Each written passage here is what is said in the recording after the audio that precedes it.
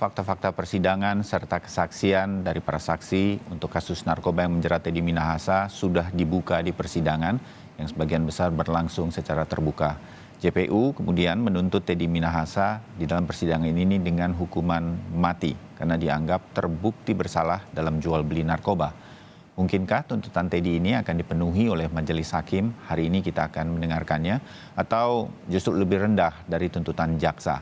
Pagi ini kita akan bahas mengenai kemungkinan-kemungkinan tersebut dengan para narasumber yang akan hadir di studio dan juga secara daring untuk Breaking News Kompas TV kali ini. Ada pakar hukum pidana Heri Firmansyah. Selamat pagi, Mas Heri. Assalamualaikum, maaf lahir batin. Waalaikumsalam warahmatullahi wabarakatuh. Iya, maaf lahir batin ya. Kita baru bertemu setelah Lebaran. Terima kasih bisa hadir di studio. Dan juga nanti bergabung bersama kami melalui daring Peter Talawai, salah seorang kuasa hukum dari Teddy Minahasa. Bung Peter, selamat pagi.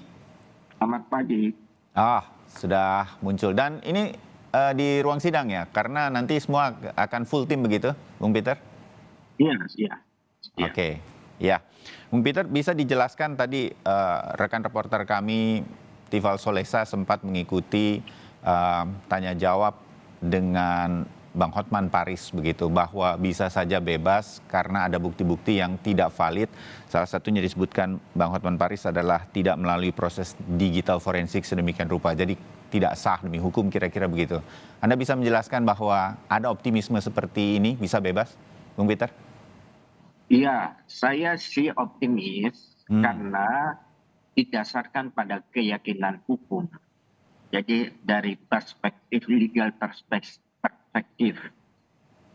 Karena dari fakta persidangan yang terungkap memang banyak sekali kejanggalan, banyak sekali alat bukti yang tidak berkualitas.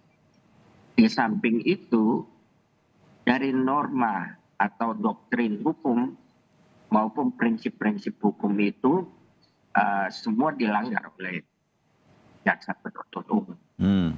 Jadi kami begitu yakin dari perspektif hukum seharusnya Teddy Minahasa ini harus dibebaskan atau setidak-tidaknya dilepaskan dari tuntutan hukum. Oke.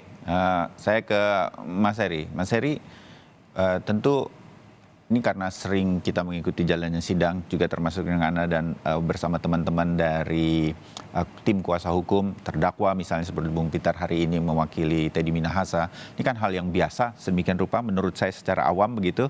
Ada yang kontradiksi dengan jaksa penuntut umum, itu adalah hal yang biasa begitu. Optimisme seperti ini, Anda mengamati jalannya sidang, bukti-bukti banyak yang tidak sah, paling tidak menurut amatan Anda, Bung Heri?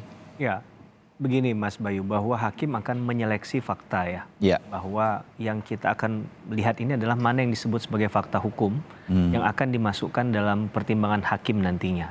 Jadi dari sekian banyak bukti ya, betul, dan kesaksian begitu. Betul, dari sekian banyak bukti dan kesaksian tadi akan dipilah-pilih mana yang kemudian menurut hakim pantas untuk jadi bahan pertimbangan.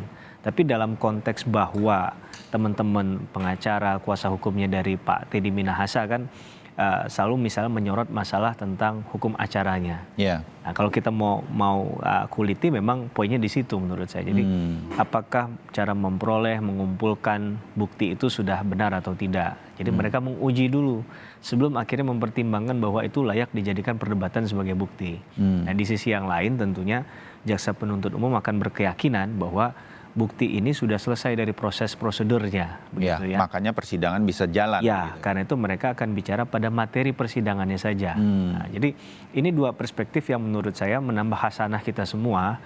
Bahwa beginilah cara hukum bekerja, beginilah cara membuktikan di pengadilan. Memang tidak mudah Mas Bayu.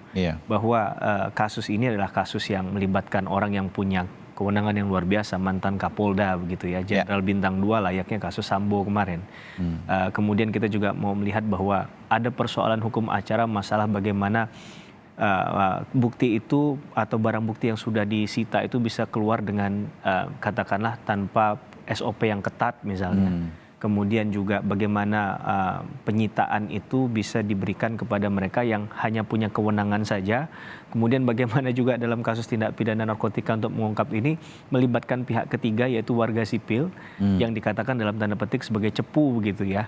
Nah ini kan juga harus jadi perhatian kita. Jadi kasus ini bukan hanya bicara pada putusannya Teddy Minahasa saja, tapi bagaimana perbaikan sistem dalam hal penanganan atau pemberantasan tindak pidana narkotika. Kalau kita mau mundur sedikit, bahkan bukan hanya pemberantasannya yang bersoal, Mas Bayu. Harusnya kita lebih fokus pada pencegahan. Agar hal-hal semacam ini tidak terulang kembali kan begitu kan.